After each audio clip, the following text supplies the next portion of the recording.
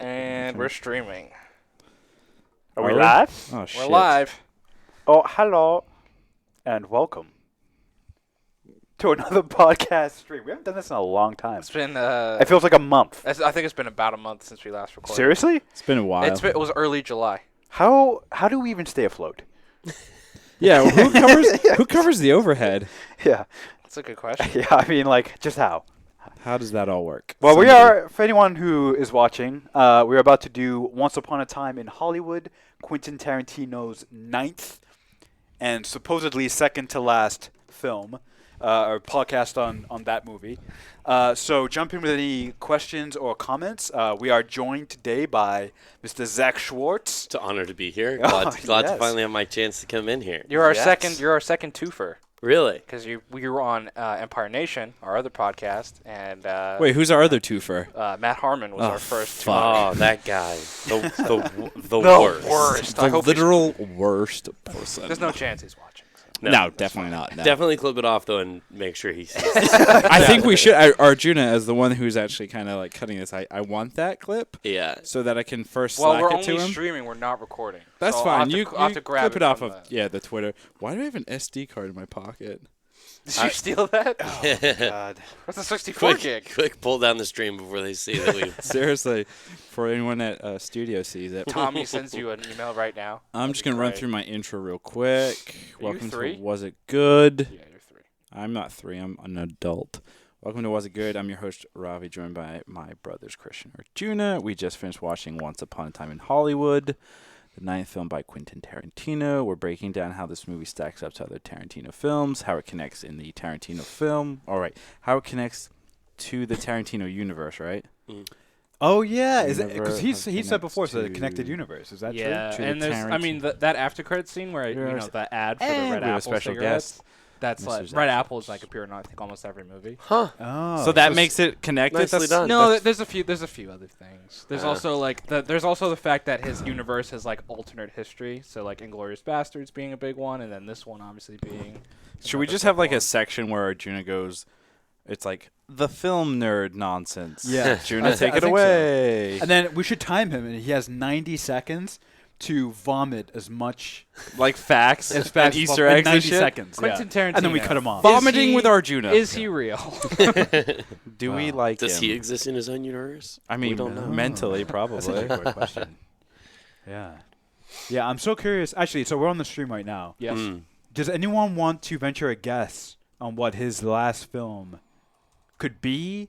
I'm doubling See, down on his take that it's going to be Star Trek. He's officially said he's only doing one more after this?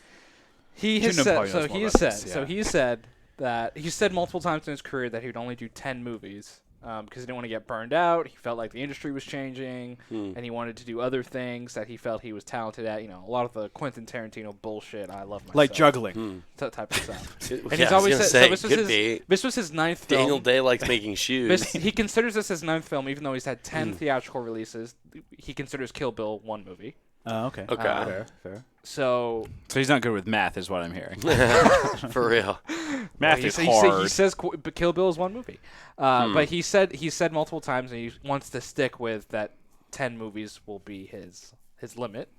And then the only movie he is rumored to be in talks of making right now is the new Star Trek movie. Which I is so wild. I seriously hope So that random. I seriously hope that never he happens. pitched a rated R Star Trek movie with Chris Pine and Zachary Quinto. Oh, so version. keep the same cast. Keep the same cast, but a rated R Star Trek. I like with those them. characters. I'm okay with that cast, but I also like my dad was a large Star Trek fan. I didn't follow it as much as like I would step in and watch episodes with him once in a while, Sure. but I've enjoyed that cast Yeah. for those movies. He said so the reason he wants to do it is because he really enjoyed that cast, he said.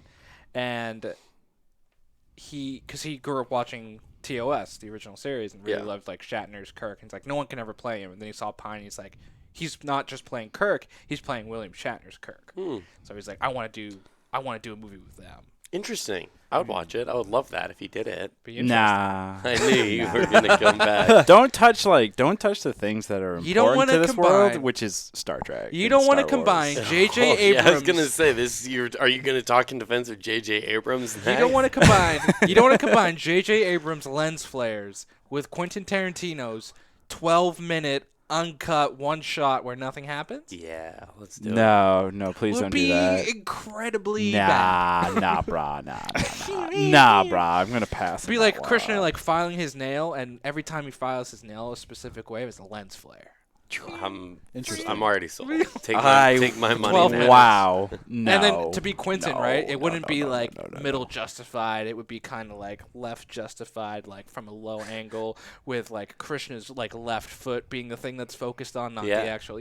That's Quentin. And then the phasers have to like melt people, like that's like an explosion of blood. Brutalness. brutal. I've got my intro, so I'm good to I go. gotta do levels. Really? So, You've been letting us blabber here? so who wants to go first? Who wants to do their audio levels? Let's let the guest go first.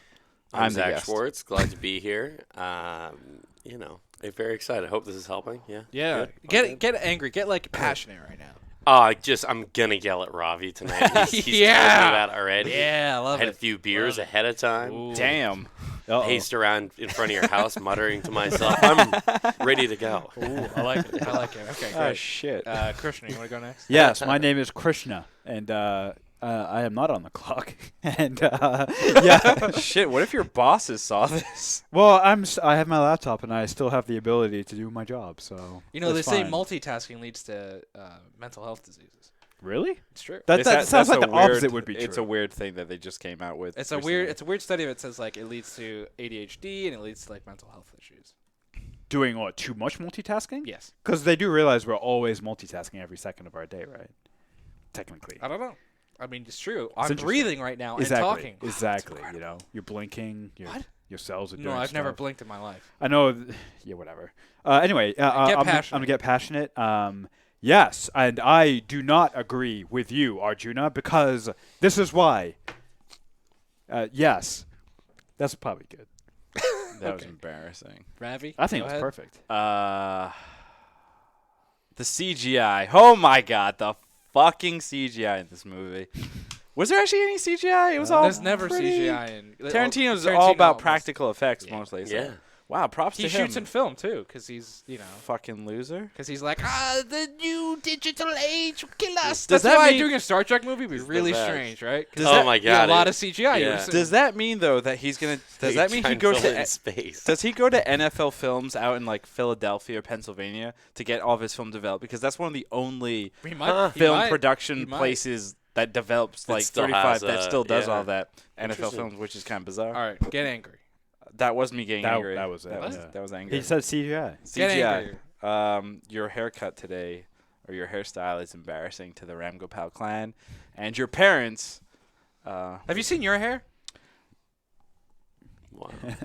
I brought coasters down. Use a Getting coaster. real personal. Yeah. Real close to. Ooh, what's this? It's a beer. Oh, we still Christian. have those. Jeez. We have. I think we have one more after. Yeah, Oh. we only had 2 It's left. not even worth drinking. I have some wine after if you want to get wine drunk. Wine drunk's really Wait, good. did you want to I turn love- on the I love TV wine so they drinking. could see their angles? Oh shit, that would be smart. It's fine. And then grab a coaster. while you're at it. Yes, sir. Do. I prefer, ma'am.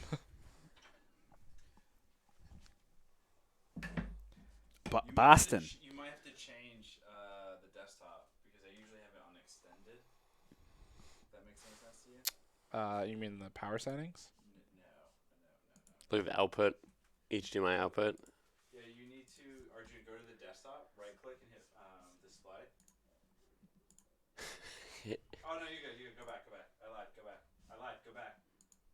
There you go. Oh, nice. Now you can see what you look like and all that fun stuff. Crazy. Look nice. That's no surprise there. Oh, thank you. I do look nice. Yeah, you guys are talking about yourselves. You're so mean. Okay, I'm ready when you guys are. All right. Let's fucking do this. Are 'cause we ready? Schwartz Here we go. has a birthday party to get. I do have a birthday Ooh. party. Ravi got mad at me because you've told me your friends have birthdays. So I was like, I have have friends who have birthdays. I'm sorry.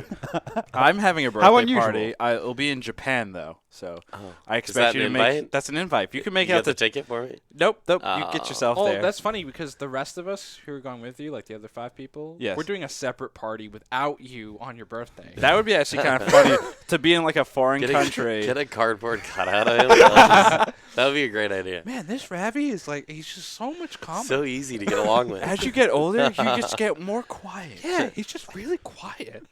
All right, I'm ready. Let's start. Probably gonna okay. fuck this up, but it's okay. Okay, here we go. I'm going to give you a count of 100. Thank you. No. Here we go. In 5, 4, 3, 2, 1. I was getting so nervous, so I give myself 5 more seconds. Okay, more for me to clip. There you go. Welcome to Was It Good? I'm your host, Ravi, joined by my 2 brothers, Christian and Arjuna. We just finished watching Once Upon a Time in Hollywood. Fuck! Hollywood? Hollywood. I fucked it up. You did? I did. It sounded fine to me. sounded It, fine. sa- it sounded like Hollywood. Hollywood. Keep All right, going. here we go. You should have done the Hollywood. Here we go. Welcome to Was It Good? I'm your host, Ravi, joined by my 2 brothers, Christian and Arjuna. We just finished watching Once Upon a Time in Hollywood, the 9th film by Quentin Tarantino. We're breaking down how this movie stacks up to other Tarantino films, how it connects to the Tarantino universe, and our hot takes on the film. And we have a special guest, Mr. Zach Schwartz. Thank you for joining us. Very glad to be here. I appreciate it. First question for you, how was my intro? Terrific. Really? Thank you so much. Yeah, you didn't hit on enough of my accolades, but it's fine. My agent will be contacted. Well, crap. Then we just lost Zach Schwartz. Christian and Juna, I feel like we haven't done one of these things in a while. How have you been? I haven't seen you guys. What are clearly. you talking about? We had a podcast that was released 2 weeks ago. We did that as live. We faked it. Shh, don't tell them the our people out secrets. there. Those are industry Well, secrets, man. which one was it? It was what was it? What was I don't even remember? It's been a while. Stranger Things? Stranger Things. Oh, Yes, that's yuck. right. Wait, you don't like Stranger? Wow. This is I'm out. There's a Michael Jordan meme that describes exactly how I feel about those kids in that movie or that series. They are very annoying in season I just am like, yo, I heard that Millie Bobby Brown's terrible to work with, and from that point, I was like, I'm out. I mean, they're I don't wanna child give actors, her so any of more course money they are. Yeah. or views. I'm out. Oh, wow. She's like a monster? Yeah, I've heard. because she kills Whoa. monsters. Yeah, became So a she monster. became a Like, monster. just, Yeah. like chill. Like, Anyway, let's bring it back. We're not My talking bad. about My Stranger Things. No, It's not not your bad. fault. Already within the first 30 seconds, off the rails. We are here, obviously, to talk about Mr. Tarantino's newest film, Once Upon a Time in Hollywood, a film that takes a while to do anything and then gets very violent very quickly, and everyone's cheering, laughing, and having a great time, even though we're watching horrific things. What's wrong with you, sickos?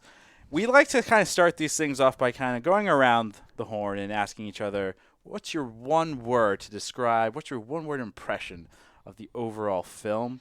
Zach, I'm not going to start with you because you're the guest. I want you to kind of get a feel for this. Sure. We're going to start with Arjuna because he is the youngest, and somebody once told me to respect the youngsters. I don't think anyone's ever said That was my mother. So, Arjuna, being the youngest, you go first. I'm going to go with long. That's a weird one. That's my one word impression. Just It was because almost 3 hours. it was a movie that was quite literally long, 2 hours and 45 minutes. and it was a movie that felt very long, especially I think like you just mentioned, those first the first part of the movie. For me it was the first 25-30 minutes of the movie. I was very bored, and it felt very long and laborious at first. But it still stuck with me throughout the rest of the movie. I won't reveal my entire feelings of the movie, but long was the overriding theme to me. Interesting. I mean, quick follow-up to that, though, but don't you kind of expect that with a Tarantino film? Yeah, no, you do. You definitely expect Okay. that, but for me, I've seen actually every Tarantino movie but Hateful Eight, and despite all of his other movies being pretty long, this one for me, I've never felt as bored as I did at the beginning of a movie, or specifically a Tarantino movie, as I did with this movie. I felt of all his movies, it was the worst at getting my attention from the beginning. And if I wasn't at a theater and I was watching it at home, I might have Falling asleep? Taking your phone out. taken my phone out or just change the channel or watch something else. Damn. Didn't you make a joke actually about our parents and like we specifically told our father we're like, don't go see this movie in a dark theater. You will fall asleep. Or we said if you want a nap. Or if you need a nap Stop. and you want nice AC reclining chairs like an AMC, go see this movie because you will definitely fall asleep. Right. Wake up in time and still know exactly what the hell's going on. The only reason that works for him is because he will fall asleep during every single movie. Oh, okay, I got Good you. or bad, doesn't matter. Okay, There's going to be 20 minutes in there where he maybe dozes off a little I bit. see. No, there's one movie he's never fallen asleep to. Commando? Commando. And yeah. Harry Potter. Oh, Wait, really? Harry Potter? He loves Harry Potter. It's the weirdest thing. He loves 80s action movies. Big Schwarzenegger fan. Sylvester Stallone loves them. And for some reason, Dan Radcliffe or the Harry Potter cast. He loves them. Specifically, his favorite is the first one. Harry yeah. The Potter. Sorcerer's Stone. That's yeah. like He the loves that worst. movie. Anyway, know. we're getting off topic once again. Yeah. You need to stop doing that. It's character development. I hate that word. Oh, It like determines- Quentin's movie. Oh, fuck off. Who should go next? You should go next. Me? Yeah. Little old me? Yeah, go this way. Go I was counterclockwise. gonna go from like the youngest to the eldest, so I believe Zach would be next technically. Sure. Yeah, I can go next. Yes. Let the guest go next. My word was gonna be vintage, but instead I'm going with smoky. Ooh. Smoky. I brought my prop. Is it cool? Is it cool if I just light a cig in here? I had to go buy a hand roll. I won't smoke in here. Yes, let's go ahead and smoke in the non-ventilated room. There's just a haze over the whole area. I watching that. One, I thought, I love that time in Hollywood, but watching it, I found myself, and I told you this, that I was just sitting there, and I was like, as soon as I get home, I am rolling myself a split because they make, even with Leo hacking like up along, I just was like, I need to go smoke. And I don't smoke really cigarettes at all. But I was just sitting there, I was like, all those look very tasty. And so smoky was my one word. Yeah, that was definitely an overriding. They did that well, I would say. $7 I spent driving over here so I could buy just single loose tobacco to roll this. I hope it was worth it. That is worth it. Good. That is, Arjuna, that's definitely a social clip right there that we'll be coming and pulling out. So Good. And Thank you. that's a special for our live stream audience. You know, It they is were able special. to see that in Yeah, live, visual, in real yeah. time. Yeah, if you're listening to this podcast, go watch the live stream. Yeah, there you go. I broke it, for those that didn't get to see, I broke out a really poorly rolled hand cigarette. Yeah, I thought it was fake for a second. what? Like you went out and got dirt and put it in some paper? I don't know. No, there's crappy loose Turkish tobacco in there, or so says the bag. Oh man, amazing. Christian, I'm gonna let you go next because I thought we were going in order of age. Nah, I changed it up. I can do what I want. I'm the host. All I'm right. basically God. I'm gonna say Oh boy. my one-word impression is wild. Wild. Yes. Wait, wild or wild? Wild. No, just wild. Oh. And here's why. So, kind of like what you were saying, the first, 25, 30 minutes are, really slow. And then, once the movie gets going, it does an excellent job. It did an excellent job of keeping me engaged and on the edge of my seat. But throughout the entire movie, I just had no idea what was coming next. I didn't get a real good sense for where the movie was going until near the very end. And I thought, to me, that was a plus. That was a strength. Because I was engaged. I was like, what is this movie about? I actually, until Arjuna told me after the movie what the movie was actually about or in reference to historically, I had no idea. So I was just like so the whole ending, which I'm sure we'll get to, completely took me by surprise. I'm like, oh, there's the Tarantino. There's the vintage Tarantino stuff. So I like him. I follow all that weird old Hollywood murder stuff, Black Dahlia, Manson, all of that. And so for me, the moment I saw the three women walking across the street with all the garbage, Yeah. I was like, oh, here we go, Helter Skelter. Oh, Let's get okay. after it. And I was shoot. very interested and excited. So similar to you, though, I was sort of sitting there, leaned forward, kind of like, where's this going? Yeah. And I enjoyed that. Yeah, and the reason I didn't find the first 25, 30 minutes too boring, because I knew it was a Tarantino film. And at some point, it's going to get wild quick. Sure. And so I was like, I know right now I don't feel too engaged, but I'm like, I need to pay attention because this is going to go somewhere. And that's how I felt during the entire film. And the film, the dialogue, vintage Tarantino, the dialogue, the shots, the typical flashback, some of the cheesy flashbacks. It was all really engaging and interesting, and it was wild because the movie felt like it changed directions a few times, and and it kept me off balance, which I really enjoyed. I enjoyed that. So it was wild. like an edge of your seat thriller. Yeah, but that's not even the right. It's like I was on the edge of my seat, and it was thrilling, but it wasn't a thriller. Yeah, I don't know. It's better than. Well, I guess thriller. you can use the word like thriller because thriller, you would think of it in like a scary type of term. Thrill, you could think of or intense. Or intense. Intensity. Yeah, intensity. Yeah. I want to do a For sure. counter of how many times you guys just said thriller in the last 60 seconds. And then you have to play some Michael Jackson behind it. Yeah. Oh, we still like to do that. Oh, We're not. good point. Good Let's point. not do that. Oh boy. Oh, All right, boy. it's your turn, Mr. So, Host. for mine, I'm going to my one word impression here is going to be is high contrast one word? No. It's two words. But could you hyphenate you can it? hyphenate You it. could hyphenate it based on what I'm about to explain, which is as we all said at the beginning, Tarantino shoots in film, right? And you could definitely see that high contrast. We saw it in 2D on a nice regular screen, no IMAX, no crazy blah blah blah blah, like a nice way, a true way for me anyway that you would go see a film like this. And then they also went back and actually shot how they would have shot things for TV. They digitally added Leo to certain clips, like with FBI, other things, but they still kept that high contrast. So yeah, high contrast is how I kind of interpret it because that's the one thing that consistently I remember about it. It's, the visuals. The visuals of it was really, really true to the time period. Unlike other movies where they set it in the 90s and they have one scene with a blockbuster, and then you have no idea that you're in the fucking 1990s. Marvel. Oh shit! Did I? Oops! Whoopsie! Bashing another movie. I thought the color palette that he used for kind of everything of like the oranges and the off-white and all that stuff, I thought was just really easy on the eyes, and I really enjoyed it. I totally understand what you're saying with it. I found it really fun to watch, even in its slower moments. Just with some of the camera movements, I felt like everything was sort of like you're saying, I'd gone back in time. So yeah, I also think all of us who live in Los Angeles, it was immediately recognizable from the colors. Like we all lived in Hollywood before. I don't know if you lived. Have you lived in Hollywood? No, before? but I mean I have friends You've been, that were. obviously you've been there a bunch. It felt like we're in Los Angeles, and I think shooting on film did a great justice to that. Good job, Tarantino. You did one thing for this film right. Whoop.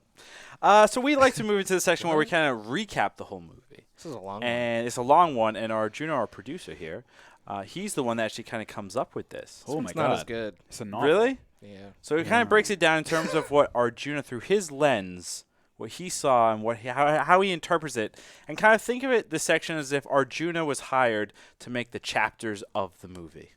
Well, because it's a long movie, there's a lot of chapters. Yes. Almost like a psychopath made it or something. Anyway, here we go. So what happened in Once Upon a Time in Hollywood? TV shows within a movie. It's the beginning, right? Yeah, there's a whole bunch. There's a lot, maybe too much. Way too much. Of showing Leo in character as his characters within multiple shows. Montage introducing all the players. Why would you say players? Because they play within the tale of Once Upon a Time in Hollywood. That's a weird adjective. Boring conversation with Al Pacino. Criminally underutilized. Yeah, Al Pacino's a really good character, and yeah, but like, what is Al Pacino gonna do at this point? Like, also, He like, should is pull out a are we rifle, Sure, Al kill Pacino's not everyone. washed at this point. Whoa, that's a hot take right there. that is No, a I pretty got a intense. hot That's one, an but Al Pacino. Wait, I are you love being? Al Wait, Pacino. I'm sorry. Let's pause this. yeah, Let's pause the recap. Mm-hmm. You think Al Pacino is washed up? I think he is. It is. He doesn't have the fastball he used to. I think the velocities come off of it. He's an Right. old man. But he knows his Sure. location. He can locate his pitches.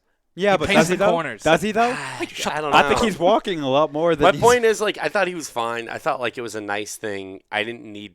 I understand what you're saying. Like, you could have used him more, but like, He's like a weirdo agent. That was clear. He's a I weirdo didn't need. agent. Yeah, I keep going. I'm sorry. I didn't. No, you're good. No, This I is why liked we bring guests on here so that they can bash Arjuna's. He's gonna be great in The Irishman.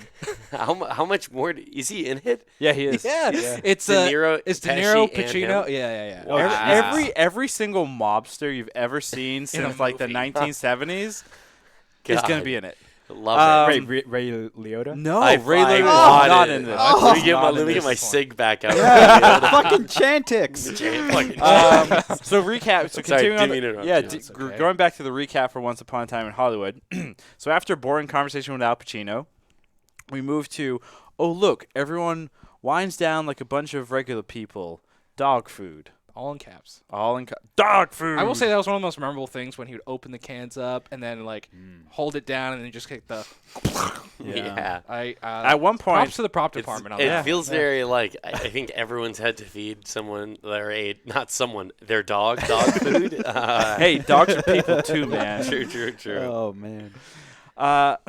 The next day, I can't do a SpongeBob It's voice. the next day. There we go. Okay, Oh, the next God.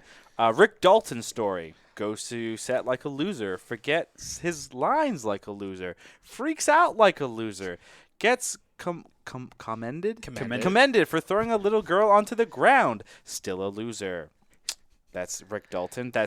Rick Dalton is played by obviously Leo DiCaprio. See, but in that part, like I get that there were sections in there that were flat, but that's what I enjoyed within the movie because you just sit there and you get to watch Leo both act trying to be a bad actor, which is not easy when you're as good at it as he is, and then you also watch him break through and be full Leo. And that's why I was like, even as slow as that was, Sure. just getting to kind of watch behind the curtain a little bit of him made it super compelling. Not to spoil like favorite part, but some of my favorite parts of the movie were in that section. Interesting. Okay. It's in the trailer too, but the part where the little girl comes out to him and is like, "That With is the the greatest baby." acting," and it's just like cocks his gun. He's like, "Rick fucking Dalton." yeah. It's so good. Oh It's man. really It's good. so good, and it's like I hope Leo is like that in real life. I hope Yeah. it's like, You it's like know- Leo fucking DiCaprio. you know there's an element of truth to it. You Yeah. know, he played Oh, it yeah. he played it too well for easily. there not to Too be easily. a thread. So moving along, so we have Cliff Booth's story. This is the character played by everyone's favorite Brad Pitt. Flirts with hobo girls from Rick's car. Fixes an antenna after monkey manning onto the roof. Remembers that one time he threw Bruce Lee into a car. Runs into hobo girl again. Meets the Manson family. Oh look, Dakota Fanning. Wait, that was Dakota Fanning? Yeah, It was you the didn't know that? the one in the house. Yeah, who's like, I fucked his brains out. Yeah. Oh, the Did redhead. not- Yeah, wow. it's Dakota Fanning. Crazy. Well, you guys She didn't notice really that? let Yeah. herself go. No. Wow, She actually Robbie. looks really good for it, like right now. She does, right? Have you seen her? Yeah, She looks yeah. really good. It was very interesting how they put her together for that. They made her look like Yeah, they did a great job. Yeah. I didn't even realize it was her. That's Yeah. to me when you have like a cameo and you can't tell who it is. it's great. That's great. That's Yeah. great makeup, great acting, great direction, great shebang all around. Punches a dude in the face a little too much. Somehow a tire love that. tire is changed in like 5 minutes. That did actually annoy me. That's not possible. I've changed in my life two tires, unfortunately, and it takes at least I don't know an hour or so. Yeah, there's no way that like it took whatever the guy who Teddy on Yeah. the horseback like Yeah. an hour to get back. Yeah, because the girl got up there so fast. Yeah. It just doesn't make sense. Yeah. Picks up Rick. They watch FBI romantically. Now Did we're- anyone else get romantic vibes when they watched? I got a little bit of romantic. I like vibes. a broy. Yeah, I don't know. Well, I got different. I don't vibes. know. So there was one point in the film where I believe it was after the Al Pacino part in the very beginning, and Leo's character starts crying, and then Brad Pitt gives him the sunglasses and is like, "Yo, don't do that here." And I truly thought I thought that was part of the story. I thought there was a romantic element to them, Sure. Yeah. which would there would be something towards the end of the film, but obviously that didn't work out or didn't come or whatever. It wasn't part of it, and I'm just a weirdo. Sharon Tate's story: Manson member run-in. Goes to Barnes and Noble. It's not actually Barnes and Noble. I was about to say I It's don't just a think bookstore. Barnes and Noble existed back then. Watches her own movie, takes off her shoes, and has really dirty feet. Anyone else notice that? I did. I was like, wait, what? I was off put by a lot of the feet I was in like, the movie. what is this? The weirdo girl rubbing her dirty Yeah. feet all over that nice Cadillac. It was like, I'll also I'll her- drop you also on the her 405 armpits, right yeah. now. Armpit. Well, Yeah. they're That hippies. was, I get that they're part of the hippies, hippie. but you know, Yeah. whatever. Anyway, Rick and Cliff go to Italy for 6 months to shoot a bunch of films. One last night for Rick and Cliff because Rick is married now and is still a loser. Tate gets dinner with her friends. Rick and Cliff have their romantic evening. Acid Sig, the epic battle no one asked for. Flamethrower, motherfucker! Rick and Shannon become friends. Red Apple cigarettes. Wow. The acid cigarette and then the red apple cigarettes. I was just at my peak of like, I need to go get some. What's an Yeah. acid cig? It's a cigarette dipped in acid. Yeah. 50 cents. I loved it. I mean, I don't know. I don't mean to jump ahead. Go ahead. No, I don't know you're what the next good. section Like is. That's it. That's that's the whole plot right what there. happened. Okay. No, just kidding. So kind of moving in, based on everything that we've listed here, we do this because we want to kind of like have you remember what happened in the film, That was helpful. and then we kind of want to jump into your everyone's favorite and their least favorite parts.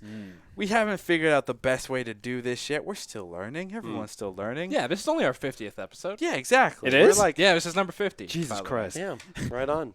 wait, this is seriously 50? This is number 50. Fuck. But remember, we started last January. I don't even We've remember. been at this for a year and a half. But we've only been in this current format for a few months. Fair. Oh, okay, that's Yeah, fair. that makes sounds- sense. Anyway, so let's start off on a positive because I've been told that when I do this podcast, I'm always complaining. You So are. I'm going to start with a positive. Let's start with our favorite parts. Do I go first? Of course, you go first. You're the guest. God damn it! I didn't know. I thought the whole Cliff Booth section where he's remembering the time on the Green Hornet and fucking up Bruce Lee, Jet Li. I almost did that in the theater with the person I was with, Bruce Lee. When he that whole section, the wife part, the interactions with who is it that is the producer that he upsets? Oh, That's wife. I I forget the remember. producer's Yeah, name. super famous. Anyway, Yeah. that whole section with Bruce Lee was so funny to me. And he was like, he didn't even hurt me. And he turns, he's like, well, that Cadillac says otherwise. And there's the giant human-sized dent in the door. And I just thought Brad Pitt was so charming and wonderful. And like the fact that he murdered his wife, and you just are like, yeah, but do more, Brad, and like lean forward is really the best tweet I saw. And I tried to avoid everything on Twitter this weekend because I wanted to see it so badly. Ravi can tell you guys, like, he texted me, oh my fucking God, and I just texted him, I'll block you, don't say another word. But the best tweet I saw was like, ladies, Brad Pitt chose to take off his shirt. He did that for us. He didn't need to take off his shirt to fix that antenna. I was like, that's great. So the Bruce Lee, that fight scene, I guess if I have to narrow it down. But that whole section, I thought, you got to know about him a little bit more. I thought was really fun exposition sort of into his background and all that. I thought was nice. And I'm glad you brought up the Bruce Lee stuff because Arjuna, you actually brought some information that I thought was interesting because there was I wouldn't say major backlash, but there was conversation at the very least, we'll call it that, where the daughter of Bruce Lee came out and has publicly said, correct me if I'm wrong, Arjuna, that she was not thrilled Yes. in the way in which Bruce Lee was portrayed. And my question for everyone on this podcast is, oh shit, we never said the word spoiler. I mean, it's fine. kind of obvious. It's Spoilers. obvious, If yeah. you're Hey, at this point, if you listen to all 50 episodes, Yeah. I think you have an idea. Yeah. At this point. You never said split. But to recap that entire sequence, Brad Pitt is on the roof. He's remembering something that his friend Leo Dalton's character says, and then he goes into a flashback. So this is his character's memory of events, right? My argument is, nobody wants to see a loved one portrayed in a comical or goofy way. I would, though, say in terms of a story, if it's done in kind of a nice, non-jerky type of way, I think it's okay. And I don't truly believe that we saw Bruce Lee portrayed in kind of he's a royal douche or like a jerk or something like that. It was portrayed more in a comical way because the character who was remembering this is, let's be honest here, his character is comical. Like, Yeah. he's a goofball. Like, everything he does is just weird and just kind of out Brad there. Pitt's? Brad Pitt's Yeah. character. Cliff Booth. So I don't think it was done distastefully. I have the full quote here if you want me to read it. Yes, please. So this is from Shannon Lee, Bruce Lee's daughter. She said, "I can understand all the reasoning behind what is portrayed in the movie. Thank you. I understand that the two characters are anti-heroes and that this is sort of like a rage fantasy of what would happen. And they're portraying a period of time that clearly had a lot of racism and exclusion. I understand they want to make the Brad Pitt character a super badass who could beat up Bruce Lee. But they didn't need to treat him in the way that white Hollywood did when he was alive. He comes across as an arrogant asshole who's full of hot air, and not someone who had to fight triple as hard as any of those people did to accomplish what was naturally given to so many others. It was really uncomfortable to sit in the theater and listen to people laugh at my father. Here, he's the one with all the puffery, and he's the one challenging Brad Pitt, which is not how he was." That's our full quote. It's interesting. So I think the mistake that was made in this movie was Quentin Tarantino should have had this conversation with Bruce Lee's family, much like he did with the Tate family. He talked to Oh, so he didn't even speak to them. no, because it sounds like, at least from this quote, it sounds like she went to go see this movie. And then, And boom, there's this my is- dad. and- well, she knew he was in the movie, obviously. Right. But she didn't know how he was portrayed. And so she's experiencing this for the first time in public. Yeah. And then it's kind of jarring when people are laughing at your dad and everything. But I think it was you and I were having this conversation yesterday, and I struggle with a lot of these families that own or have or hold on to the rights of their fathers, loved ones, whatever. So like the biggest issue I have is with the Sinatra family for not understanding that like you're on the back end of his relevance right now. There is a generation that loves and remembers him really fondly that would just flock to go see this movie. And then there's a younger generation that would fall back in love with the music if you did it now. But the longer you wait, the less and less relevant that music gets. And for them to like shoot down a Scorsese Sinatra movie, which is what the family did, Right. because they don't like the fact that Frank was a philanderer and a cheater, and towards the end, super racist. Now, granted, like in the front nine of his career, not a racist, was active in fighting for African American rights. But my point being that, I think a lot of these families choose to live in some of these insane, not insane, but some of these fantasies that we Sure. put around. Like Bruce Lee's a superhero in the way that we talk about him now. And I Right. think some of the families grasp onto some of that a little too much. And struggle. I think it's across the board. I feel like they always struggle with the depiction of. Yeah, I mean, no one's ever going to be happy. Like, Yeah. you're never no. going to get 100% of the family 100% happy with the portrayal unless it's like a completely like puff piece type of thing. And Yeah. but I still think though Quentin should have at least had that conversation and maybe screened the movie for the family before, just so you know at least. Yeah. You know, now they might not love it, but I think it sounds like in this quote that it was embarrassing to go to the theater and then like they're laughing at your dad. You kind of feel weird about it. Yeah. I don't know. No, I get that.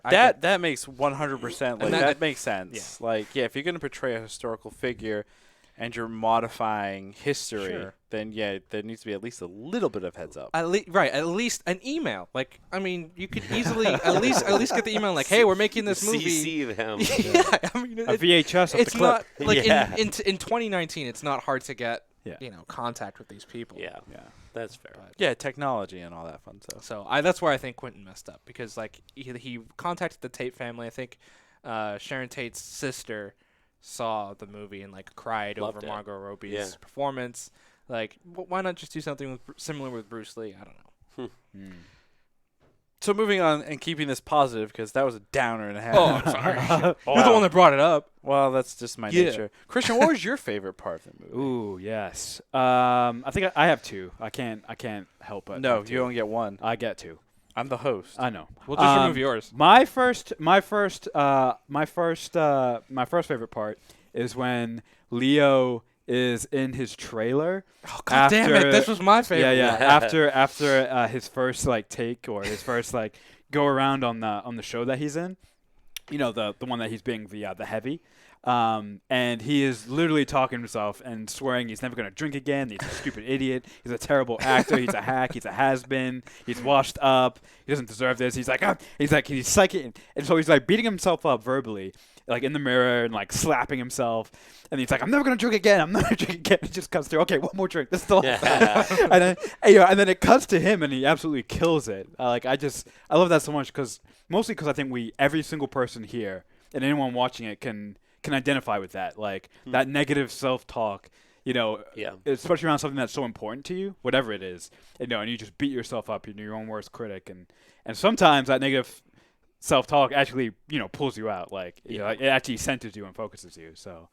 That was my favorite part, and I'll leave it there. When we come back around, I'll mention my other one. Good. I want to take all the good parts. Well, you already I was mine. gonna say. You. Do you need a minute to think about your favorite part? Yeah, or? I probably do. Okay, I'll jump into mine. Maybe this is a surprise, maybe it's not, but my favorite part was definitely Brad Pitt tripping balls on LSD cigarette. Damn it! That was gonna be my second. That was my second. So That was good. gonna be my. Now both of mine are gone. So God. funny. And just kind of like destroying humanity, just being violent as hell. The hand wave, like, Oh my God, it's kicking in. And when he like holds up the like little like finger gun, when he just starts laughing Oh, like no. a goddamn That line maniac. where he goes, "What was your name again?" And he goes, "I'm the devil." And he goes, "No, it was stupider than that." Yeah, something stupid. Yeah. The best part of that was when he licks the dog food. Like before they break in, he's just like, You knew it was coming too. He's so don't do it. And Amazing, there he goes. amazing. That was such a good scene. It was it was really well done, and in true Tarantino fashion, we had spent essentially 2 hours and 20 minutes building up to this moment, and then it was 25 minutes of what the fuck. I thought, And it it was so just good. it was really, really good. And when we go around for the least favorite parts, I'll tie it all in together. Or Juna, what was your favorite part? Well, as my first and second one were both taken. that was the second one I was going to Oh, mention, but I God had a damn it. feeling that someone else liked this. I Oh, was like, God let me damn hold it. off. I guess I'll go with what I mentioned earlier with the little girl coming up to him and was like, "That is the greatest acting I've ever seen," and he's like, he's so emotionally touched, and he's just like, Rick fucking Dalton. Actually, But that like ability to like turn on the tears Yeah. that Oh, Leo yeah. has, and to like just sit back there and be like, Well, you know It's where Leo gets those tears, right? "No." It's from consistently being denied Oscars.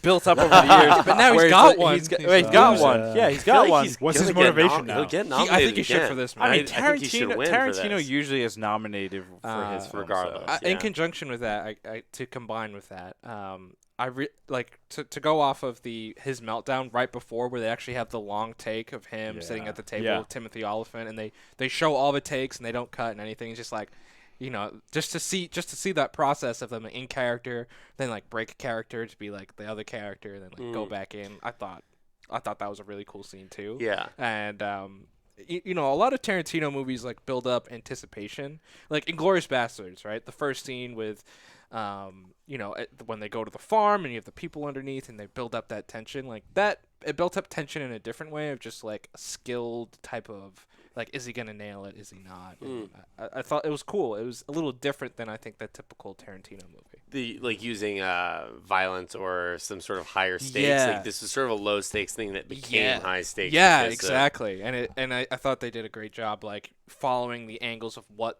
it would be if they were shooting it for TV and like doing like the pan and like reset cam and like I thought I the whole loved thing that. was cool. I thought I that really was did love. I thought Oliphant was very good in it. Yeah. That's so like his justified character Yeah. though, but Yeah. it's all good. I miss that character. I need you to come in and be every cowboy that you love to Yeah. be. Okay. We need you to both be the guy from Justified and Deadwood. Can you do that? Yes, I think I can. Let's do it. So, moving on to the negative portion of this show. Let's be honest, the whole thing is negative. The least favorite part, and I'm going to go back to what I originally said, which is I like the violent end scene, but I also hate the violent end scene. And Cop the out. reason, You can't do that. yes, I can do what I want. Well, he said specifically Fucking he host. liked the tripping. Yeah. I like the tripping and the violence and everything. The part that I don't like is the fact that I had to wait 2 hours and 20 minutes, and then I was shown something shocking, and then my brain is like, oh my God, that was awesome, that was cool.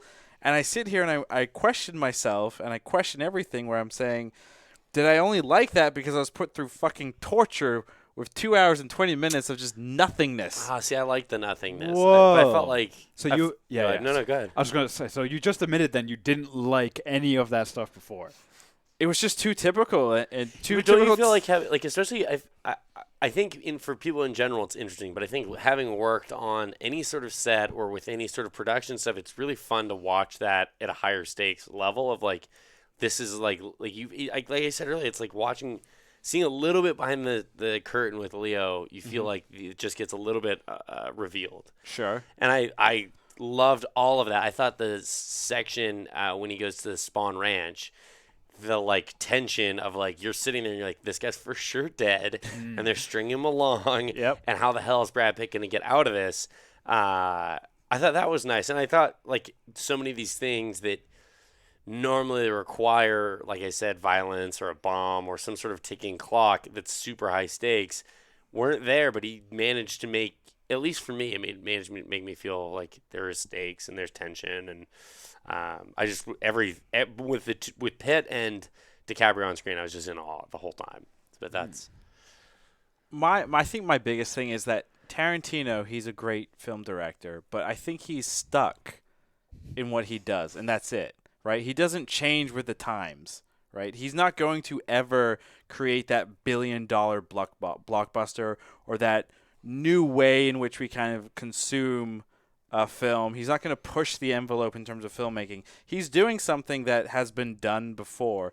He makes and continues to make what I consider like classic 70s and 80s films, where it is the long pacing, the long shots, the build-up. Yeah. But in this day and age where we get the twitchy kitties, hyper quick ADHD type stuff, he's not done anything to kind of adapt to this new age. So it's kind of like, cool, we got a cool story or whatever, but then we were introduced with hyperviolence. I still go back to the question of, is this just a long 10-movie troll thing by him where he's like, ha ha ha ha ha ha ha, I'm tricking you fuckers into like if you really think about it, like, is that last 25 minutes of the film and everything, it's fun, it's cool, it's different, it's radical, it's crazy. Because the rest of the movie is so fucking boring, like. But I don't think the rest of the movie is boring. Like my appreciation and love for old Hollywood is like if I'm driving through that area or if I'm driving through the hills, like I put my windows down, I'll put on old school music. 'Cause it's like there is something. It feels like you're reaching back in history, and I just think that part of Hollywood is so weird and fascinating, and the movies don't quite do it justice, like to know how weird and strange the people were. So that's why, like, watching this, it really felt like you were in a time machine, dropped off, and just watching these people's lives play out around this really horrible thing that happened in Hollywood at the time. And I think that's, for me, what made me sort of like just everything, the cars, the way it was lit, the way it was shot, the facades and stuff that they put up for buildings and stores, all of it. Yeah. It was like, oh my God, I'm there again. So I think that's why I liked it. And to your point, Tarantino always does that stuff, like you're saying, where it's super. I've been more bored in other Tarantino films. Like I was bored in Inglourious Bastards. I was bored during Django, and this was one of the ones where I left and I was like, this is one. Even as like a Jew, I was like, I felt like this one was more for me, even in Inglourious Bastards. I feel uncomfortable. No, why are you uncomfortable? No, I felt like. I was like, man, that was so up my alley. And I was like, the old Hollywood stuff. Whereas, that's like, Inglourious Bastards, I liked it. It's just sort of like, but that's not how it went. Like, I felt myself saying that too much. Whereas this one, I think him doing it at the very end managed for me to keep my suspension, sense of disbelief held up. And I also didn't know what was going to happen. Yeah. So. My counterpoint to you would be, I understand what you're saying with the current times of the way that films are made, but my argument would be, shouldn't we still hold on to other styles of filmmaking? Like, why should they go extinct? Especially since and these are your words, the movies today are catering to this ADHD, hyper, all over the place. All over the place. Yeah. So why? Like, why not? Clearly there are people who still enjoy that style. I mean, there are people that enjoy that style, but I go back to the idea that that style existed back then. We don't do that style, and that style doesn't present anything new for the future, right? So we're just repeating the past for the glory days. Like it doesn't push the envelope. And I know me saying this, like, you know, not every single film needs to push the envelope, but I do wonder, like, Tarantino, he is a powerhouse name in Hollywood, right? Sure. He is a new he's a director that people recognize, they understand, Wouldn't it be interesting if he was able to present a new way about doing something, or present a new idea? Like, we talked about this with Christopher Nolan, right? Sure. Christopher Nolan has changed with the times, and he continues pushing the envelope. He does new and fascinating and interesting he's things. the exception, though. Yeah, I was gonna It's say, so isn't hard he to the do. only one though? Because even like Spielberg all the can't do comic it. book movies are unoriginal in that Yep. they're adaptations. You have The Lion King and all these other remakes, Toy Stories, just to continue, the story. For him to at least do original stuff, I'll give him the pass. I see what you're saying though, and that's an interesting point because I struggle with that because I do love that he chooses to stay in this weird old Hollywood type. Like, this is the same dude that worked in a video store not too far from my house that I grew up in. And, like, you get to see that this is, like, a guy who loved those movies. But that's it. Like, it's like, I don't think he has a Blu-ray player or a DVD player. It's all VHS at his house. You don't think he's a 4K player? No, I don't know. No, he just recently upgraded to those what are the big discs? Oh, God. Does anyone remember those names? No. The big, like, it was, I think it's Laserdisc. Laserdisc? Laserdisc, Yeah. Before DVDs were like a thing, Jesus. it was Laserdisc. no. No, he upgraded to HD DVD. Yeah. he did. Oh, my HD. God. Well, it's DVD. interesting you say that he has a lot of influence, right? But what talks the most in Hollywood? Money. Money, right? So let's look at the box office for the last weekend. Yes, I'm very So- curious. Well, before we get to Oh. that numbers, I do want to kind of jump around to everyone else's least favorite parts because, yes. and then we'll kind of dive into the numbers, and then Arjuna will rip my point apart. So keep listening if you want to hear that, you freak. Who's next for the least favorite part? Eeny, meeny, miny, Zach. Ooh. Least favorite part. So I struggle with this because, like I said, so much of the boring portions, I was just sort of sitting there trying my best to absorb everything. What were you saying? I was going to say, for least favorite part, too, I don't think we specified this. You can Yeah. also talk about the general movie experience. If there was some dickhead behind you kicking your chair, you can use that, too. Oh, interesting. Anything and everything. My experience was pretty good. I will say, going, like, my friend seeing it in 70 millimeter at the Chinese theater and all that, and I was like, Oh, damn. I should have done that. That would've been cool. Normally, I'll see these in like the AMC premiere, or whatever, like the nicer seats, Yeah. the better screen, better sound. But I was more rushing to see it so it didn't get spoiled. So I just saw it in digital. Anyway, I think the parts that I didn't enjoy, I thought there was like some weird stuff with was Sharon Tate. That's the Sharon Tate. What's the actress? Margot Robbie. Margot Robbie. I thought she was fine, and I thought the use of her, you had to build up the stakes that you're sitting there. At least though, like knowing what happened to her, you're sort of sitting there. Like, what did you think, not knowing what the surrounding story was with her? Were you sort of like, what's the Good point? question. Yeah, that did feel so disconnected Like, from it. why do I care? Yeah. Until, and because here's the thing, right? Until the end, I was like, this movie is about 3 people in Hollywood and their struggles and their trials and their tribulations, and it's cool. And there's sort of like these stories that sort of interconnect and they go their own ways and they come back. And then at the end, it sort of came together. I was like, oh, this is how it sort of connects. Interesting. So I would say like the first half of the film, I didn't really get it. I was like, the Sharon Tate thing Where's feels this so, going? Yeah. and she has such like to me, it felt like a smaller impact. Yeah. Like her impact was so She much did. less I think than. she only had like 20 lines. That was a big controversy. around the Yeah, movie. people were upset Yeah. about that, which, Yeah. whatever. I think that's a weird thing to grasp onto. Let the man tell the story how he chooses to tell the story, especially because it felt more like a buddy cop comedy in a way between the two of them. That's true. Right. Pitt and DiCaprio, without them trying to solve something and like it coming to them. But no, so before going into this, I didn't want to read any of the Manson stuff because I didn't want to know the dates. I didn't want to know any. I knew about it, but I didn't want when it showed the date to be like, oh, we're still a month out, we're still 6 months out, whatever from that. Right. So every time they showed her, I was sort of like, oh no, like how much longer is she going to be here? And I was dreading because she's a wonderful actress. She's very entertaining in it. But like when she goes to the movie theater, just some of the quirks with her, I was just sort of like, I get it. You need it to be there to build the stakes. I get it. But I was so enthralled watching DiCaprio and Pitt. And I think she was great in and out for her own right. But with them, it just didn't feel the same. And then I also thought it was weird the way he would do the camera motion and just focus on her legs. And, like, you know, her butt and her legs are on the thirds. And it's like.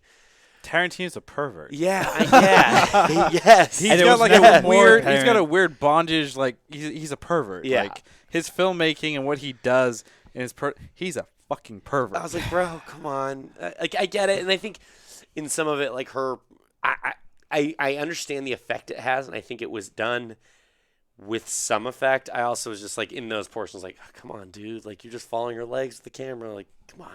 Yeah. I feel like Tarantino, specifically with Tate's character, was playing with expectations. Interesting. So I think what he was, I thought what a lot of those scenes felt like, especially because I did the opposite of you. I looked up the dates and the details around her death before, like when I was, you know, the movie was like being developed and everything. So like I knew she went to like the El Coyote Mexican restaurant like the night with those three friends, right? And so I'm like, oh, like here we go, we're lining up with the details. Like here comes the family. Like three of them come in. Like, oh, here we go. Like these are all the details of what's supposed to happen. Oh, that's interesting. So I'm like, yep, like this is what the movie's been building it up, and like you're expecting this. And then he flips your expectation, right? Yeah. With how the ending goes with him, instead of fighting Cliff and Rick and Rick's Italian wife. Yeah. And the pit bull.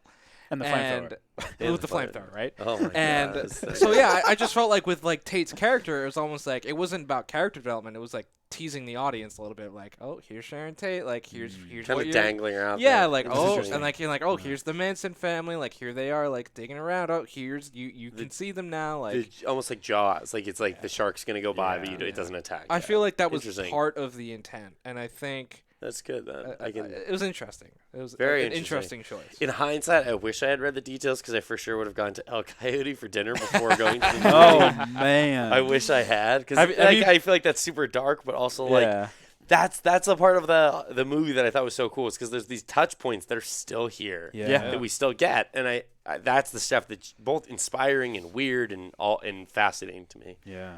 So, Arjuna, what was your least favorite part? I would have to say that my least favorite part has to be the beginning. The specifically when both Cliff and Rick come into the bar and they meet with Al Pacino's character. It's just very exposition heavy. I felt like the usage of showing the TV shows that Rick was in, it felt way too excessive. Like I thought it was just way too long, and I felt we got the point. And yeah, it was cool to see how those specifically were shot, like for that time. But like they even show like them dipping to black and going to commercial break and like coming back, and I'm just like, I'm not here to see a fake Yeah, TV I'm just show. like- I'm here I'm to just see a like- movie. but I'm like, what's the like? Why are we seeing like past like? We're seeing 10 minutes of this, and it's like Every single we one. got we got like more than we needed after the first 3 minutes. And Yeah. just like it's like beyond being cut fat. It's like this is the super director's like this is everything we shot, and I'm just giving it to you. Yeah. That's what it Do felt you like. think That's not hilarious. knowing where he was going to go with the story made it difficult to put up? Because for me, I was like, give it to me. Give me all Sure. the weird old Hollywood Sure. stuff you can. Yeah. I'm good with it, and I kind of loosely know where this is going. Whereas if you either knew it or didn't know it, you're sort of sitting there like, where are we going? No. So this is how I would equate it. It's like right? getting in a car and not We- knowing how far the destination is. It's like no, You know so, what I'm saying? so we talked about Christopher Nolan earlier, right? Yeah. And I feel like Christopher Nolan is the complete opposite of Quentin Tarantino. So like Nolan doesn't waste any shots. He doesn't waste any dialogue. He doesn't waste any music cue. Like everything has a very specific reason. Like it's in there.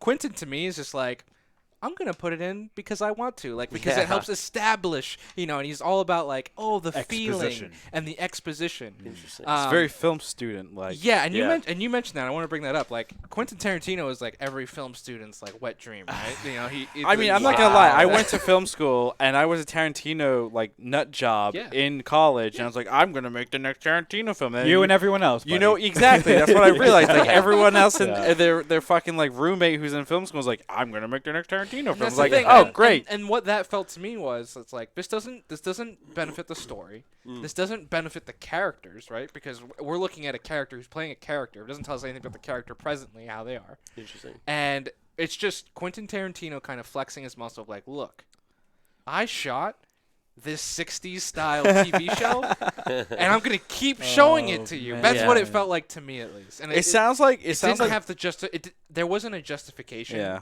for it to be all of that to be in the movie to me. You know, I've learned this in my current job, actually, to bring it back to the real world, is like when you shoot something or produce something, don't get so fucking attached to it. It's not the do-all, end-all. Exactly. It's just, in this day and age, it's just digital ones and zeros, and honestly, it'll be gone and forgotten in, like, minutes. Yeah. So. I think I was glad that they didn't show much of was it Rome where he went to? Italy, Italy. I was just glad like that was glossed over as quick as it was. I didn't need it. I know. That's a great point. But I was glad they moved through it quickly. The narrator came back in. I thought the use of narration was a little weird. Yeah. That was inconsistent for sure. Yeah, It was Russell Crowe, right?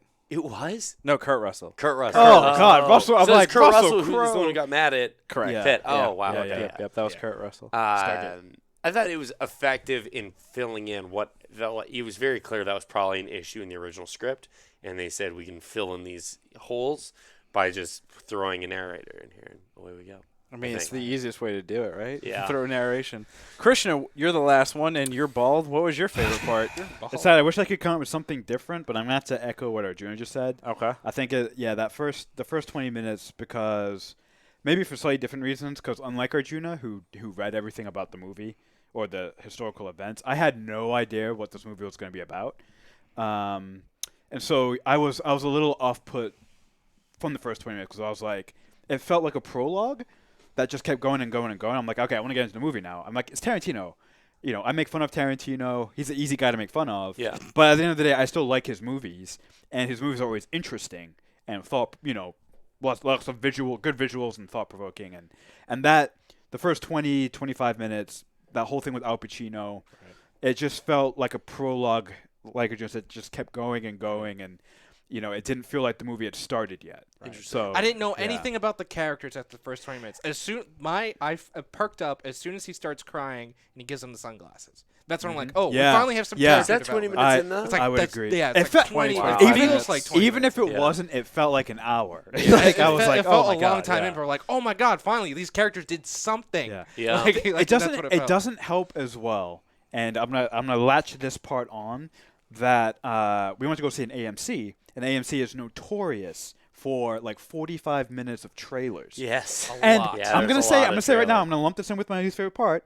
This batch of trailers around this movie were some of the worst trailer lineups I had ever seen. Yeah. So not only did it take 20 minutes of prologue, this is coming after like 35 minutes of god awful trailers. So I was like, I just want the movie to start. Did you see Lion King? I haven't seen it yet. Okay, no. It's don't see it. It doesn't matter. Oh no! Thank you. I agree with that. Right, don't bother seeing that. My point is, I was watching it, and I'm like, what are these trailers? And I was like, I'm in a children's movie. That sucks so bad. Yeah. Was it like a dog coming home movie? Yes, I feel like there was like 5 of those. 20 of those. Yeah. God. Why? A Dog's Way Home, 12. All right, kind of continue this along here. So, Mr. Zach Schwartz, you're our guest here, and we'd like to start with the guests. If you have a hot take that you want to kind of present here, and this is the last kind of section on this. We've got maybe 2-3 more. Okay, and then Why, you got somewhere to be? Well, I got a friend's birthday. Gotta go to a we birthday. it's all good. His It's name's all Quentin. good. Yeah. Oh, No. shit. Could run into him there, though. The place we're going is very Is interesting. it El Coyote Cafe? No. Oh yes. So apparently I that place wish. isn't good anymore. I actually looked at like recent Yelp reviews and it's Yeah. like, this place is trash now. Yeah, It's I not think the it's best. not good. Have you been but before? I went there maybe 5 years ago. Don Antonio's, that's the best. Don Antonio's spot, is pretty good. West side, like Yeah. it's on the west side, so it's not really in the same area. good. But hot take: this is Tarantino's best movie. How's that for a hot? That take? is that's a hot take. That is on Yeah. fire. That's I would say that's You a can hot tell how take. hot it is by how mad Ravi is just sitting there. I've broken him. Look at him. He's sitting quietly. I would say maybe, like, I would agree with that if this movie came out 10 years ago. Sure. Like, I don't think in this day and age, and based on everything else he's done since, and when those other movies came out and how they kind of spoke socially, I don't think this movie, I wouldn't say this is his best. I think this movie, unfortunately, is interesting and whatever, but I think it came out at the wrong time. So Zach, you got to flesh it out though. So if Yeah. this is his best, What's his what's worst? second and third, and why does this movie beat those out? Ooh, Because I'm gonna say this movie to me would be hard.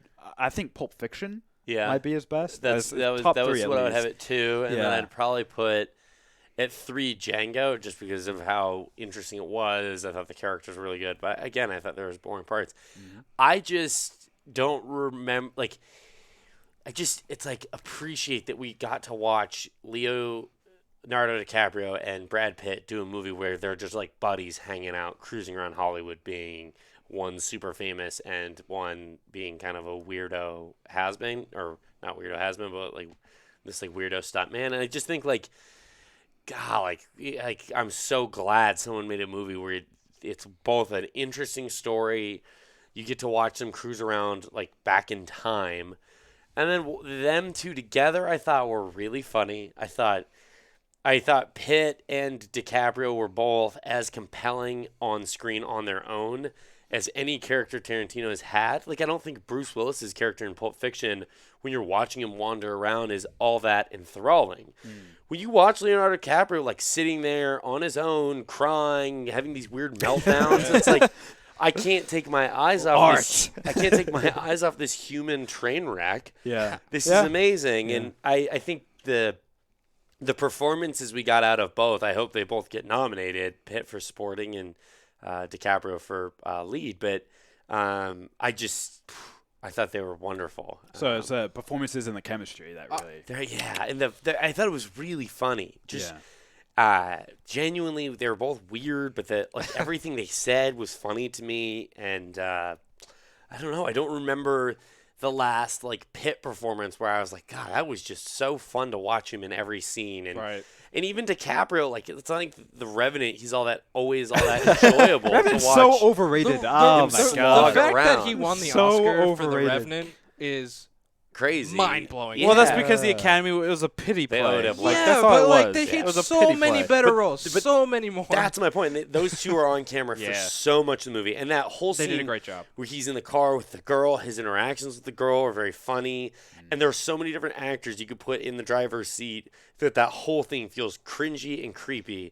And Brad Pitt, walks that tightrope of being both flirty with her and not creepy because it's clear at some point that she's underage. And I just think the whole thing was like really, like I thought those two made the whole thing why I enjoyed it to this level. I thought the story was good, and I think the setting in which it exists I adore, so it makes it that much easier for me to enjoy it. But Fair enough. Yeah. Here's my hot take. Oh. That wasn't a hot take. That was like a passion take. Passion of the Christ. Passion That's a is hot hot. take. Hot is passion. Yeah. Is it? Yeah. I always look at And hot also- take as like I'm going to piss you Controversial. off. No, hot take is something controversial that Who's many saying- people would disagree Well, with. Who's And- saying it's and- his best movie? And here's the thing, right? If we want to go, let's go Rotten Tomatoes, right? That's fairly. A lot of people use Rotten Tomatoes as a Barometer. as a As a barometer. biased Sure. piece of garbage. It's tied for his third worst movie. Oh, whoa. critically. What's this reading? So it's at 84%, Oh, wow. which is tied with both Kill Bill Volume 1 and 2. And then a worst rating is Hateful Eight and Death Proof, I believe. Wait, Death Proof was that Death was the Proof was part of Grindhouse? Grindhouse. Grindhouse. Only got a That's probably his 65%. worst. That is his worst. Yeah. That was awful. But then, like, what's better from Rotten Tomatoes? Django, Jackie Brown, Inglourious Basterds, Reservoir Dogs, Pulp Fiction. Reservoir. See, I consider all Reservoir considered Dogs better. his like best film. Yeah, Reservoir. I haven't seen it in so long. I need to rewatch It's just it. so simple. Yeah. Yeah, it's, just some of those I'm like, Yeah, it's Jackie Brown. Nah. shut up, film nerd. Those movies don't have Leo and Brad Pitt. Okay. I went to film school too, so I can say that. But yeah, sometimes it's just like, oh, Yeah, you arrogant come on, fucking film nerd. Theories. So how is this connected, Arjuna, to the Tarantino verse or the Terraverse? So I haven't come up with a cool Tarantino name has yet. technically two universes. One's been called the realer than real world universe, and one's called the movie universe. The realer than real universe has most of his films: Reservoir Dogs, Pulp Fiction, Death Proof, and Inglourious Basterds, where there's this big world where a lot of characters exist. There's alternate history. One of the most popular connections is the Vega brothers. The Vega brothers being John Travolta's character from Pulp Fiction, and then one of the other characters in, I believe, Reservoir Dogs. Oh, interesting. Being brothers.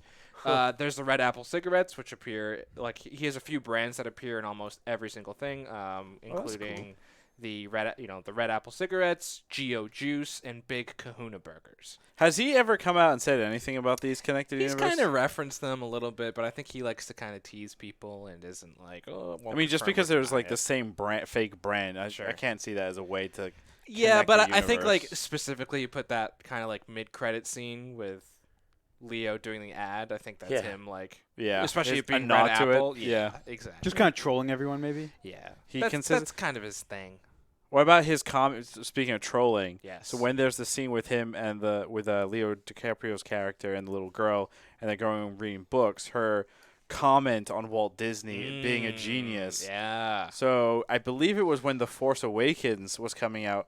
Tarantino went on Howard Stern and bashed Disney because they blocked his movie at the time from being released because they wanted more theaters for Force Awakens. And what they did was Disney, they went to the theaters and said, if you don't show this movie for X amount of time, you lose any Disney exclusivity or movie rights or whatever, because we want as many theaters showing Force Awakens. So he kind of came out and was like, the fuck. Yeah. Which rightfully so. Like, I don't think, I don't have the best regards for him, but Well, it's interesting Weird. for him to do that with a young character, right? Yeah. And it's kind of like the critique you said with Hollywood today, where it's all these young people, and I think that's maybe him playing into that narrative of like, well, movies are being made for these people who like think Disney is a genius and like wants this mass appeal of like action and instant gratification and everything. So I think that's what's probably worked into the character. And then finally, June at box office. Yeah, so you had mentioned the point of like Tarantino's influential and everything, but his movies have never necessarily dominated the box office. Right. And here's case in point.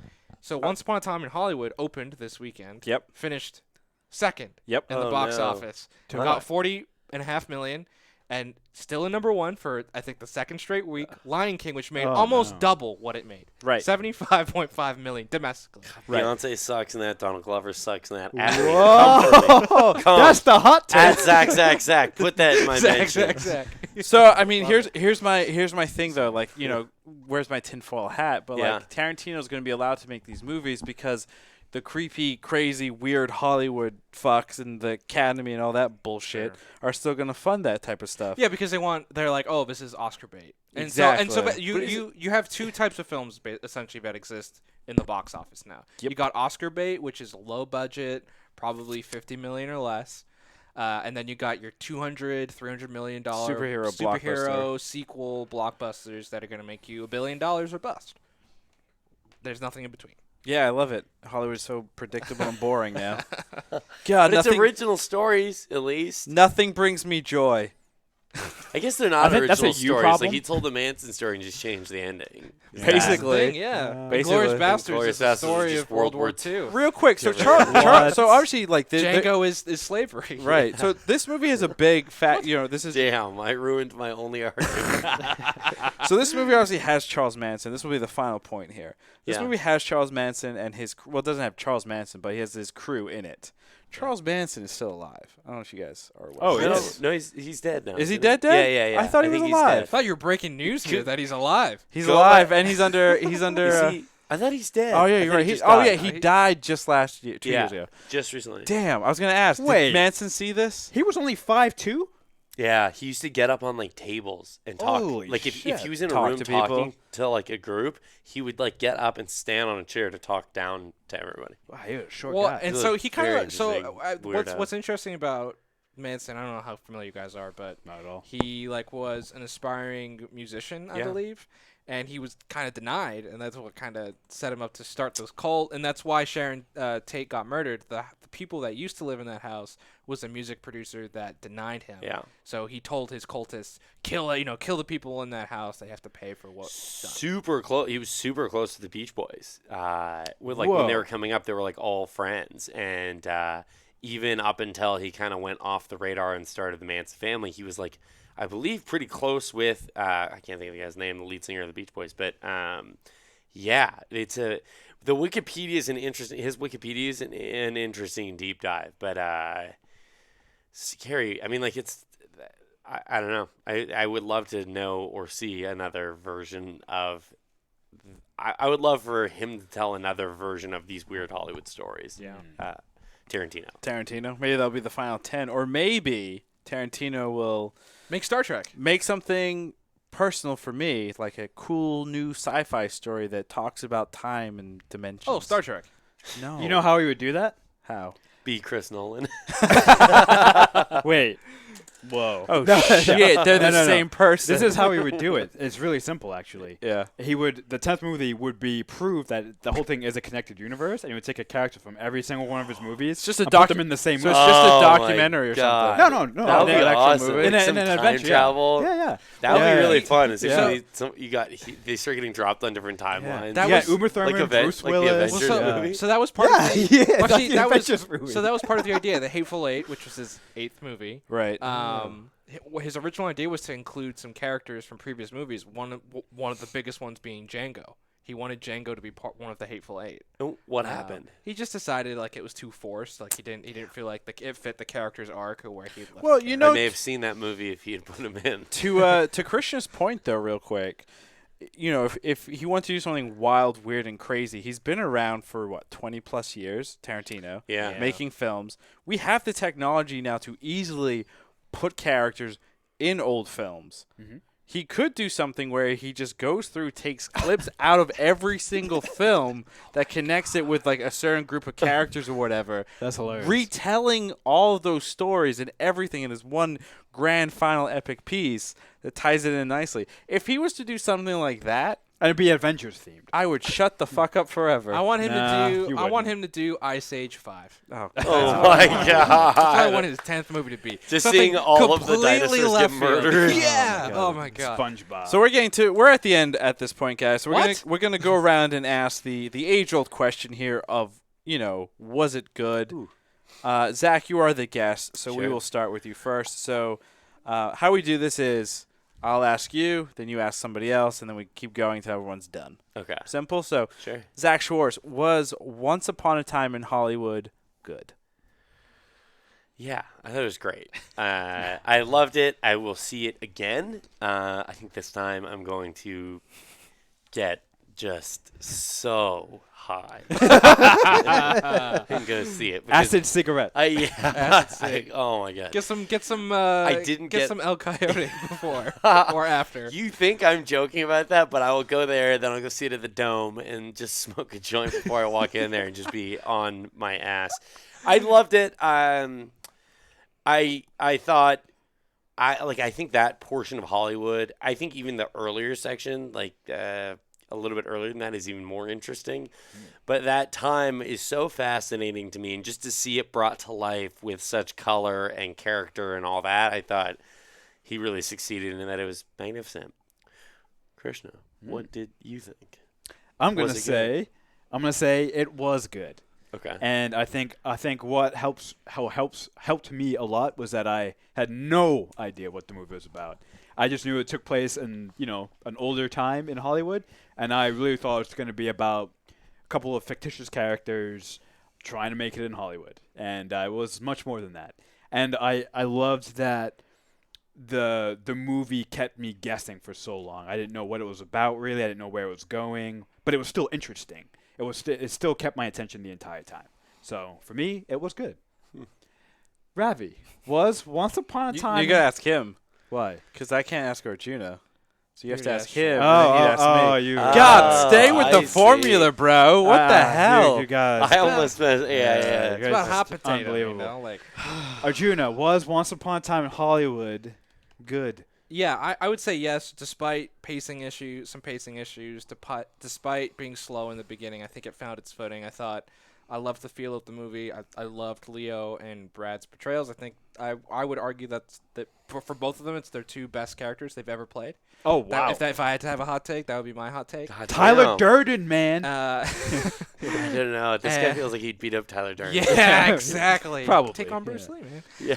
Yeah. So I just think it's a good movie. It's not perfect, but I enjoyed it thoroughly and I liked it. So yes, it was good. Ravi was Once Upon a Time in Hollywood good. No. Ooh. Yeah, you troll. You're No, a I'm not troll. trolling. I'm not trolling because, Yeah. like I said, it's typical Tarantino. It's nothing super, super new. And he's just not adapting with the time, so It wasn't good. wasn't good. Even if those things were true, you can still make it. You can Arms still say it was a crossed. good. No, Like no. a kid Like, who's not not every getting good his movie has candy. to like. no, it wasn't good. It was like Arjun said. There are pacing issues in the film. There's a whole bunch of violence at the end. You love violence. I do Look love at your high violence. school. Look at your high school reel, man.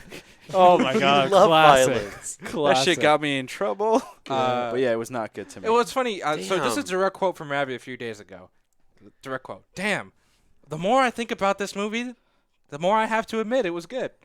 Yeah, you're a troll. You're a troll. wow. You're a troll. You just like to be different.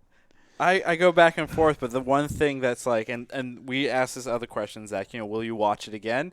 And I base this, my answer to this on if I think the movie's good. And I can easily tell you right now, I'm not probably going to ever watch this film again. Damn. There's nothing in there that makes me want to be like, I want to rewatch and look for all these things, and it entertained me. And that's a big factor to me. Like, if I But- can't go back and watch something, then is it actually good? Like, if it's a one and done, like if it's a, something that's kind of forgetful or whatever, then it just doesn't make sense. Actually, Pitt and DiCaprio's characters are so fun to watch that, like, for me, as far as entertaining characters he's ever done, for DiCaprio, it's up there with the guy from Wolf of Wall Street. And for Pitt, I struggle to find someone that was as fun to watch on camera or as funny and kind of weird as his guy was. Certainly wasn't Benjamin Button.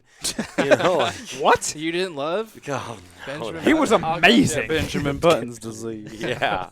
I kicked that dude down the stairs. Well, I'm assuming all three of you are going to watch it again? Yes, I would Yes. watch Yeah, it again. for sure. Arjuna, Christian, Schwartz Yeah. over We're here? actually going to run it back right now. And Oh, we're God. going to hold you down. We're gonna tape please, you. no, Yeah. God, Tape you no, down. no, anything. I'd rather watch anything else, actually.